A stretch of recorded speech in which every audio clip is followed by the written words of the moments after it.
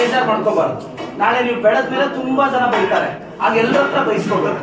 ಇವಾಗ ಪಾಠ ಹೇಳ್ಕೊಡ್ತಾರೆ ಟೀಚರ್ ಬೈದ್ರೆ ಬೇಜಾರಾಗ್ತದೆ, ಆಯ್ತಾ? ಡೈಲಿ ಹೋಗಿ ಓದ್ಬೇಕು, ಒಂದ್ 2 ಅವರ್ ಟಿವಿ ಬಂದ್ ಮಾಡಿ ಓದ್ಬೇಕು.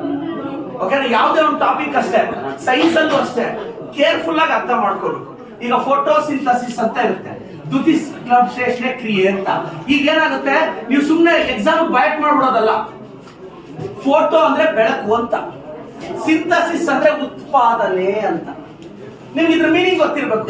ಏನ್ ಸರ್ ಹಂಗಂದ್ರೆ, ಕಾರ್ಬನ್ ಡೈಆಕ್ಸೈಡ್ ಪ್ಲಸ್ ವಾಟರ್ ಅನ್ನ ಬಳಸಿಕೊಂಡು ನೀರು ಮತ್ತೆ carbon dioxide 6CO2 plus 12H2O, ಈ ಪ್ರಕೃತಿಯಲ್ಲಿರೋ ಕಾರ್ಬನ್ ಡೈಆಕ್ಸೈಡ್ ಅಂದ್ರೆ ಇಂಗಾಲದ ಡೈಆಕ್ಸೈಡ್ ನೀರಿನ ಜೊತೆ ಬೆರೆತಾಗ, ಈಗ ನಾವು ಒಂದು ಗಿಡಕ್ಕೆ ನೀರು ಹಾಕ್ತೀವಿ, ಆ ಗಿಡ ಏನ್ ಮಾಡಿರುತ್ತೆ, ಗಾಳಿಯಲ್ಲಿರೋ ಇಂಗಾಲದ ಡೈಆಕ್ಸೈಡ್ ನ ಎಳ್ಕೊಳ್ಳುತ್ತೆ. ಆ ಗಿಡದ ಮೇಲೆ ಬೆಳಕು ಬೀಳುತ್ತೆ, ಆ ಗಿಡದ ಎಲೆಗಳಿರುತ್ತಲ್ಲ, ಆ ಎಲೆಗಳಲ್ಲಿ ಕ್ಲೋರೋಫಿಲ್ ಇರುತ್ತೆ.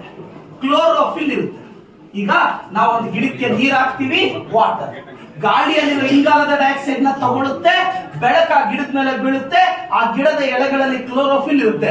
ನೀರನ್ನ ಕಾರ್ಬನ್ ಡೈಆಕ್ಸೈಡ್ ಅನ್ನ ಬಳಸಬೇಕು. ಸರ್ ಹೆಂಗೆ ಸರ್?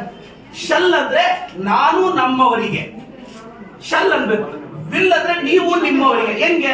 ಈಗ ನಾನು ತರಗತಿಯೊಳಗೆ ಬರಲ್ಲ ಅಂತ ನೀವು ಟೀಚರ್ ಕೇಳಬೇಕು ಅನ್ಕೊಳ್ಳಿ. ಅಂದ್ರೆ ನಾನು ತರಗತಿಯೊಳಗೆ ಬರಲ್ಲ ಅಂದ್ರೆ shall I get in sir pen, ಈ ತರ. ಶಲ್ ಅಂದ್ರೆ ನಾನು ನಮ್ಮವರಿಗೆ, ವಿಲ್ ಅಂದ್ರೆ ನೀವು ನಿಮ್ಮವರಿಗೆ. ಈ ತರ ಪದಗಳನ್ನ ಎಚ್ಚರಿಕೆಯಿಂದ ಬಳಸಬೇಕು. ಭಾಷೆ ಮೇಲೆ ಹಿಡಿತಾ ಇದ್ರೆ, ಚೆನ್ನಾಗಿ ಭಾಷೆ ಕಲ್ತ್ರೆ ಚೆನ್ನಾಗಿ ಮಾತಾಡಬಹುದು. ಚೆನ್ನಾಗಿ ಮಾತಾಡೋದು ಕಲ್ತ್ರೆ ನಂತರ ಎಂಬಲ್ಲ ಅಲ್ವಾ?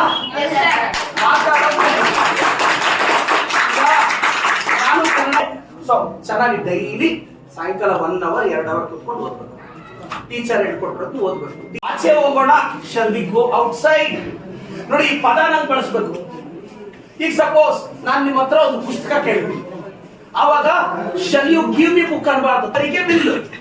ನಾನು ನಮ್ಮವರಿಗೆ ಶಲ್. ಈಗ shall I get in, shall I go outside, shall